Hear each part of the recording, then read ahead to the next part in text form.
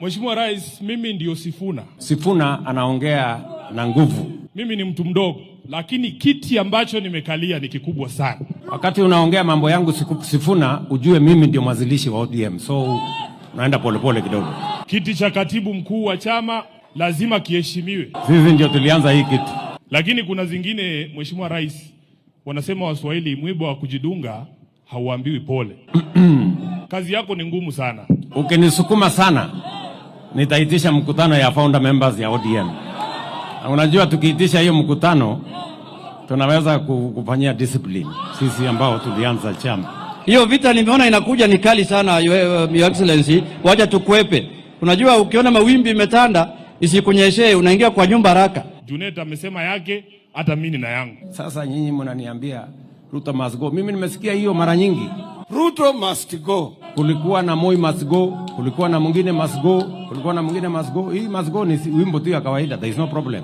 Kuna watu kwa serikali yako kazi yao ni kushika handball kila siku. Unajua Mheshimiwa Rais, kwa siasa kuna thermometers ya kupima nayo joto. Thermometer ya Kenyan politics vile unajua ni baba. Yeye ndio anaweka chini, yeye ndio anaweka juu. Yeye ndio anapima temperature ya siasa ya Kenya. And I agree with Junet. Mimi nilikuwepo pale tukiandikisha mkataba na chama cha UDA. Lakini nani alisema kuna watu wamechaguliwa wawe wanakaa tu nje ya serikali all the time? Kuna mtu alisema kuna watu wamepangiwa kukaa nje ya serikali miaka yote? Ulikuwa unasema Mheshimiwa Rais kwamba tuheshimu sheria ikiwemo sheria ya vyama. Mimi nataka kukuomba kwa sababu tumeambiwa ati siku hizi treasury inalala Sindo. Sijui chairman ya budget ako hapa ni mtu ya ODM. Tuko na chairman ya budget kwa bunge, anaitwa Samatandi.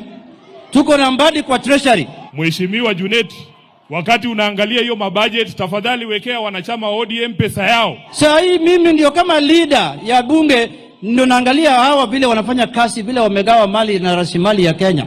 Zamani nilikuwa naona tu kwa view sasa. Na mimi jambo ya maana sana najivunia katika bunge kama minority leader, one of my biggest achievement was to impeach your deputy. And I agree with Junet. Huyo mtu alikuwa mtu hatari katika nchi yetu.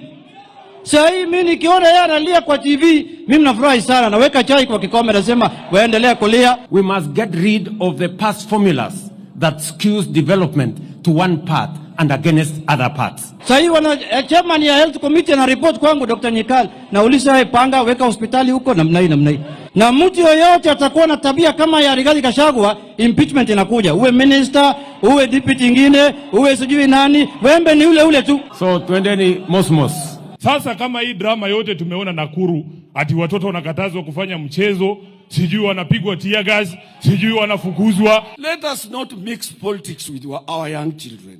Tuache watoto wasome. Hiyo ni mwiba wa kujidunga, Mheshimiwa Rais. Ukiwa ukitaka siasa, fanya na adults, usiende kwa watoto. Shanzi sana. Pumbavu sana.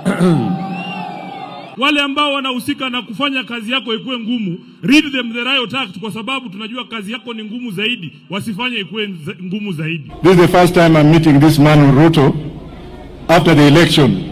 Tuambiane ukweli. I would like you, Mr. President, go and call Butere girls and their principal to State House, have tea with them. Tell them thank you and then visit their school, harmonize relationship with the school kids. Otherwise, watoto wadogo saa hizi wanakuchukia because of the mistake that was done by your juniors. Correct them. May I take this opportunity to go and sit down to thank Baba? If you did not do what you did, this country would have burned. But we don't want to burn this country, Mr. President. I want you to go and tell Farouk and group, waambie wakae chini. Because this country is bigger than them. You are my president. Then I'll come and have tea with you. Thank you very much.